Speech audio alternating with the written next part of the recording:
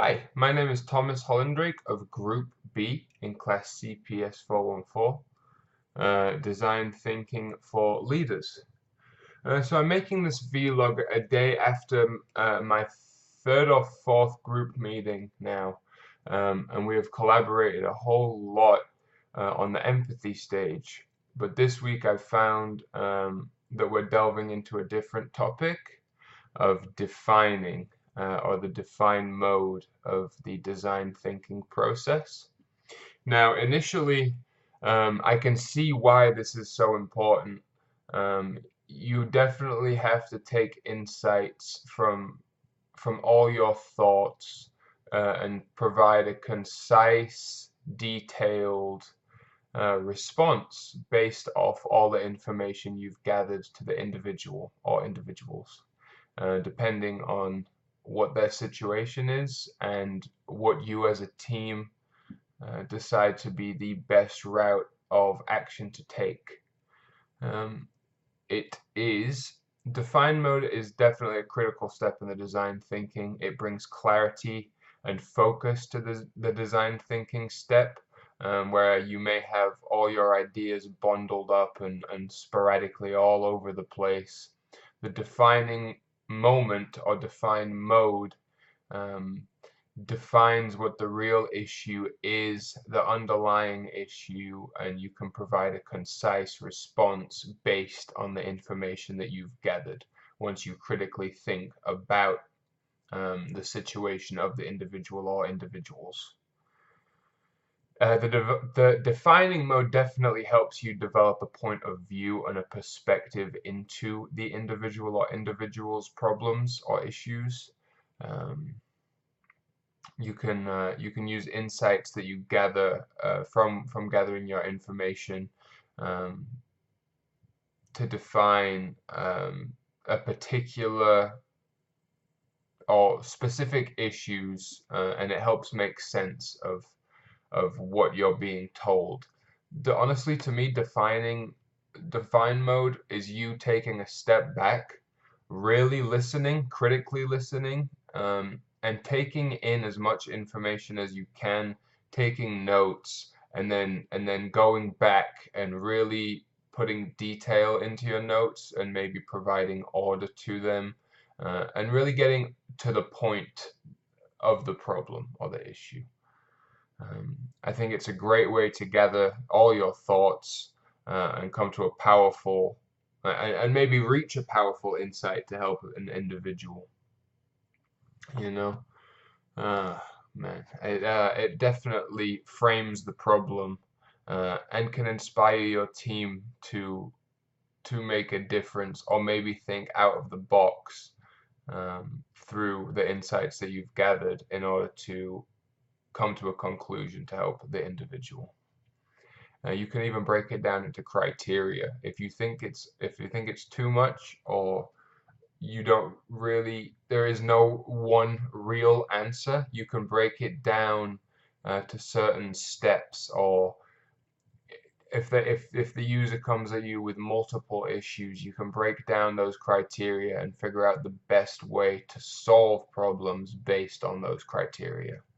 It empowers us as a team to make decisions individually, but also come together as a group and collaborate to also maybe get insights from others on how we would solve issues as individuals or as leaders. It definitely helps capture the hearts and minds of the people you meet, just being able to sit down and critically listen to somebody's problems. I found that a lot of the time these peoples that are going through these things don't have somebody to talk to, and they have a lot on their mind that they want to share or even get off their chest or have somebody else's opinions. Um, we try to develop concepts, but we can't put ourselves in their shoes a lot of the time. Obviously, it depends on the individual and the one trying to help, but for the most part, we don't know what they're going through. All we can do is listen and collaborate to create resolutions for these issues. Okay. Uh, what was good or bad about this experience? I feel like I've gained a lot of knowledge on how to frame my thoughts, how to organize my thoughts and even my notes, to put them in order based on importance or importance to them as what I've heard is their main issues. You know, like I said, a lot of the time it's just talking to someone, so being there sometimes is all you need. Um, you can make a good sense of this situation. It makes a lot of sense, and it clarifies.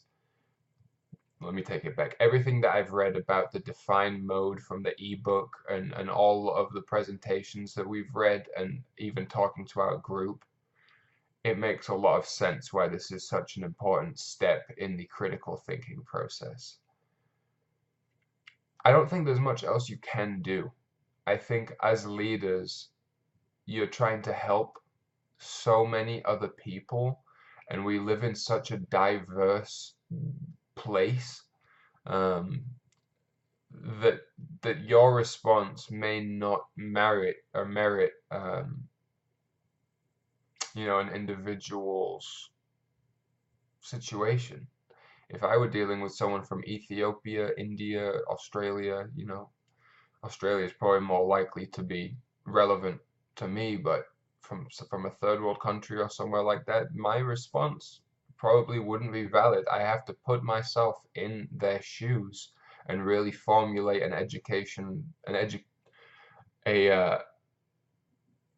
an intelligent decision.